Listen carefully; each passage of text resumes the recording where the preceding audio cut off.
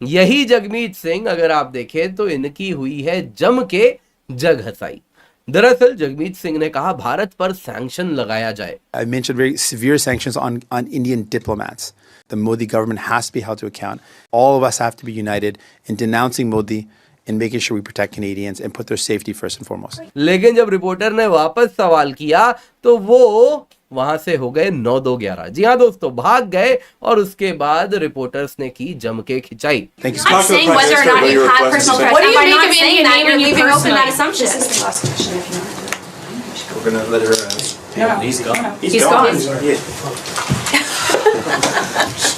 Also, that's still not how it works. Yeah. Justin Trudeau साहब ने India पे कह दिया कि हम 6 डिप्लोमेट्स की डिप्लोमेटिक प्रोटेक्शन विड्रॉ करें। हमने इनसे सवाल जवाब करना है, उन्होंने डिप्लोमेट्स ही बुला ली। लॉरेंस बिश्नोई बिल्कुल ऐसी है जैसे एक फिल्म थी शोले, जिसमें कहा जाता था बेटा सो जा वरना गब्बर आ जाएगा। लॉरेंस बिश्नोई जो है वो इंडियन इंटेलिजेंस एजेंसीज का अकॉर्डिंग टू देम एक डीप एसेट है। बंदे के 700 शूटर हैं, 770 नहीं 700, 700 एक्टिव शूटर्स हैं। Giving a message to Canadians कि भाई साहब हम जो है वो हो सकता है उनको कोई खालिस्तानी इधर मार दे, आके इंडिया में मार दे या उनको टारगेट कर दे, मतलब वॉट एवर जो भी मामला इतना खराब हो रहा है, आप प्लीज अपने बच्चों को कनाडा मत भेजो। मैंने पहले भी बोला था आपको, आप कनाडा भेजोगे आपके बच्चे फंसेंगे।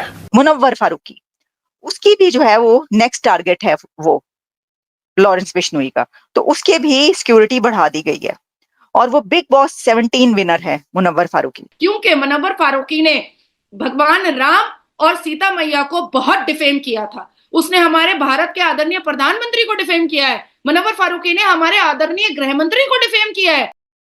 नमस्कार दोस्तों, कनाडा न्यू डेमोक्रेटिक पार्टी का लीडर जगमीत सिंह कल एक प्रेस कॉन्फ्रेंस कर रहा थे, जहां पर वह भारत पर सैंक्शंस लगाने की बात कर रहा था। लेकिन इसी दौरान जब कैनेडियन मीडिया ने उनसे यह पूछा कि इतनी बड़ी डेमोक्रेटिक कंट्री पर सैंक्शंस लगाने की औकात है कनाडा की, तो वह मुंह घुमाकर वहां से भाग गए, जिसके बाद कैनेडियन मीडिया उन पर हंस रही थी। कुछ दिन पहले जस्टिन ट्रूडो ने भी इंडियन गवर्नमेंट और बिश्नोई गैंग का गठजोड़ बताते हुए भारत पर इल्जाम लगाया था, लेकिन अब उन्हीं की मीडिया ने उनसे प्रूफ मांगा तो वह भी मुंह घुमाकर निकल गए। बात बस इतनी है कि कनाडा जैसे छोटे देश भारत पर सैंक्शंस लगाने की सोच भी नहीं सकता, क्योंकि सिर्फ इंडियन स्टूडेंट्स जो कनाडा जाकर पढ़ाई करते हैं वही $16.3 बिलियन उसकी इकोनॉमी में कंट्रीब्यूट करते हैं। और सिर्फ यही नहीं, कैनेडियन पेंशन फंड जो पिछले 25 सालों से इंडियन स्टॉक मार्केट में निवेश कर पैसा कमा रहा है, उसे ही अगर भारत फ्रीज कर ले तो चलिए दोस्तों, इस खबर पर आगे पाकिस्तानी मीडिया का रिएक्शन देखते हैं और चैनल को लाइक और सब्सक्राइब करना मत भूलिएगा। लॉरेंस बिश्नोई जो है वो इंडियन इंटेलिजेंस एजेंसीज का अकॉर्डिंग टू देम एक डीप एसेट है।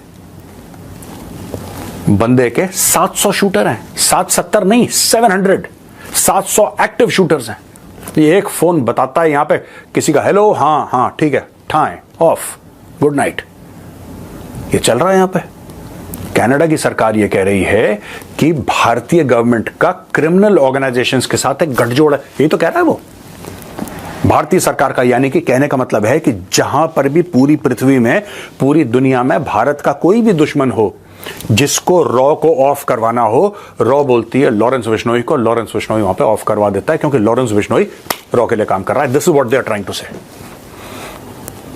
क्यों खुल के नहीं बोलेगा आपको कोई, मैं आपको खुल के बता रहा हूं, ये लोग बोल कह रहे हैं। और यही गाना धीरे धीरे पाकिस्तानी गा रहे हैं, और आज से नहीं गा रहे। आप बोलोगे जी 14 अक्टूबर को यह मामला आउट हो गया था तब से पाकिस्तानी नहीं, पाकिस्तानी कुछ समय से खुसफुसाहट कर रहे हैं। लॉरेंस बिश्नोई बिल्कुल ऐसी है जैसे एक फिल्म थी शोले, जिसमें कहा जाता था बेटा सो जा वरना गब्बर आ जाएगा। इस वक्त कुछ वैसे ही मामला नजर आ रहा है। लॉरेंस बिश्नोई के बारे में कहा जा रहा है कि बेटा सो जा वरना लॉरेंस बिश्नोई आ जाएगा, क्योंकि Lawrence Bishnoi lawyer turn gangster, वो गैंगस्टर वो बन चुका है ये लड़का, जिसके बारे में कहा जा रहा है कि इसके पास 700 शूटर्स हैं, 700 शूटर्स हैं। और कनाडा और इंडिया के बीच जो इस वक्त झगड़ा चल रहा है निजर किलिंग के बारे में और ताल्लुकात खराब हुए पड़े हैं, उसमें लॉरेंस बिश्नोई का नाम आ रहा है। और जस्टिन ट्रूडो ने ये कहा है यानी जस्टिन ट्रूडो ने जो कुछ कहा वो तो हम आपको पहले भी दिखा चुके हैं और बता चुके हैं, सुनवा चुके हैं, लेकिन इस वक्त कनाडा की तरफ से ये कहा गया है कि जो वहां पर खालिस्तानियों को जो कत्ल करने वाला है वो लॉरेंस बिश्नोई है, यानी कनाडा में जो कत्ल हुए हैं उसके पीछे लॉरेंस बिश्नोई है। सिर्फ यही नहीं बल्कि इसी के साथ ये भी कहा गया कि पाकिस्तान के अंदर जो इस तरह की वारदातें होती रही हैं और जो कत्ल होते रहे हैं और हुए हैं, जिसके बारे में कहा गया कि ये गैर मुल्की काम है या कोई बाहर से आकर कर रहा है, वो कत्ल भी, उसके पीछे भी लॉरेंस बिश्नोई का नाम लिया जा रहा है। तो हमने कहा जरा इसके ऊपर एक देख लिया जाए कि वो लॉरेंस बिश्नोई जिसके ऊपर राम गोपाल वर्मा ट्वीट कर रहे हैं और कह रहे हैं कि लॉरेंस बिश्नोई किसी भी मोस्ट गुड लुकिंग हीरो से ज्यादा गुड लुकिंग है, और राम गोपाल वर्मा जो लॉरेंस बिश्नोई पर ट्वीट करते हैं वो 6 मिलियन व्यूज उसको मिलते हैं। Can you imagine? इससे आप अंदाजा कर सकते हैं कि ये जो बंदा है इसकी पॉपुलैरिटी इस वक्त कहां पर है। शोएब, हमारे भारत में फिलिस्तीन जिंदाबाद लोकतंत्र के मंदिर पार्लियामेंट में अवेसी नारा देते हैं। हमारे भारत में अफजल गुरु के नाम पर अब्दुल्ला परिवार आज भी आंसू बहाता है। हमारे भारत में कांग्रेस यासीन मलिक को आज भी जेल से छुड़वाना चाहता है।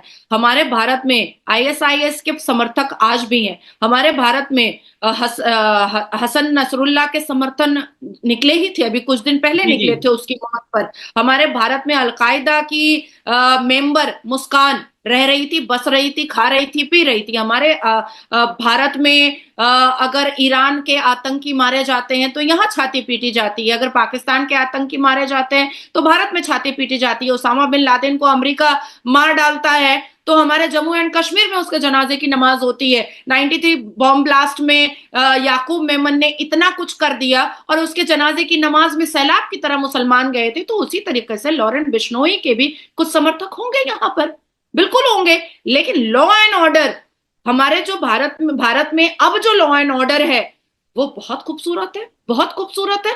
लॉरेंस बिश्नोई का एक ही सिर्फ स्टेटमेंट है कि सलमान खान ने जिस एनिमल को वो भगवान की तरह पूछते हैं, जैसे हिंदूज जी मैं समझती हूँ, गौ माता को वो गौ माता बोलते हैं और मुसलमान बड़े मजे में एकदम पर्दा की तरह, झरने की तरह लगा करके उस जानबूझ करके वो बीफ जो है बेचते हैं और खाने की कोशिश करते हैं और कुर्बानी में भी गाय का गला काट करके फेसबुक पर पोस्ट करते हैं। तो उसी तरीके से सलमान खान ने लॉरेंस बिश्नोई जिस एनिमल को भगवान मानता था उसको पका करके खा लिया और कभी भी माफी भी नहीं मांगा, कभी माफी भी नहीं मांगा।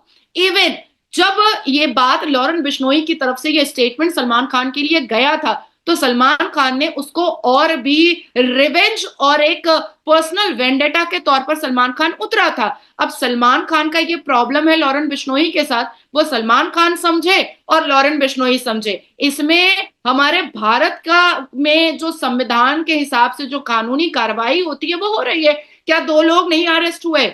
जो दो लॉरेंस बिश्नोई के टीम के लोग माने जा रहे हैं वो तो अरेस्ट हो चुके, वो तो कानून की हिरासत में है। भैया ये मुसलमान मोहम्मद जिशान ही फरार है, अभी तक पुलिस के हाथ में नहीं आया है। अभी तक मोहम्मद जिशान को पकड़ नहीं पाई है पुलिस, पता नहीं कहां भाग गया है। तो मुझे ऐसा लगता है कि अगर सलमान खान बिग बॉस में जा करके मुनव्वर फारूकी जैसे लोगों को वो स्टार बनाने की कोशिश कर सकता है, सलमान खान जो सना खान से बहुत नजदीकी रिश्ता है सलमान खान का, वो सना खान जिसका आपके पाकिस्तान के मौलाना तारिक जमील से जिसका बहुत अच्छा रिश्ता है, इवन उसने अपने बेटे का नाम जूनियर तारिक जमील रख डाला है। सना खान जो एक आतंकी संगठन से युक्त है, तो ऐसे ऐसे लोगों को सलमान खान स्टार बनाता है। तो जाहिर सी बात है कि हम जैसे जो भगत सिंह के समर्थक हैं, जो सरदार पटेल जी के समर्थक हैं, जो वीर सावरकर के समर्थक हैं, वो मैंने हमेशा सलमान खान का खुल करके विरोध किया है, हमेशा खुल करके विरोध किया है। क्योंकि मुनव्वर फारूकी को जब उसने स्टार बनाने की कोशिश की थी तो मुझे बहुत बुरा लगा था और जहां जहां पर जिस प्लेटफॉर्म पे मुझे सहूलत मिली थी, मैंने सलमान खान का खुल करके अपफ्रंट होकर के वोकल होकर के मैंने विरोध किया था। क्योंकि मुनव्वर फारूकी ने भगवान राम और सीता मैया को बहुत डिफेम किया था। उसने हमारे भारत के आदरणीय प्रधानमंत्री को डिफेम किया है। मुनव्वर फारूकी ने हमारे आदरणीय गृह मंत्री को डिफेम किया है। मुनव्वर फारूकी ने हमारे आदरणीय डिफेंस मिनिस्टर को डिफेम किया है, कौन होता है वो? और जब वो उसने ये कर दिया, वो उसके ऊपर कार्रवाई हुई है, तो उसके बाद फिर सलमान खान ने उसको स्टार बनाने की कोशिश में वो जुट गया। और भी कंटेस्टेंट थे जो अच्छे थे, बेहतरीन थे, वो जीत सकते थे, पर इंटेंशनली सलमान खान ने मनोवर फारूकी को जितवाया।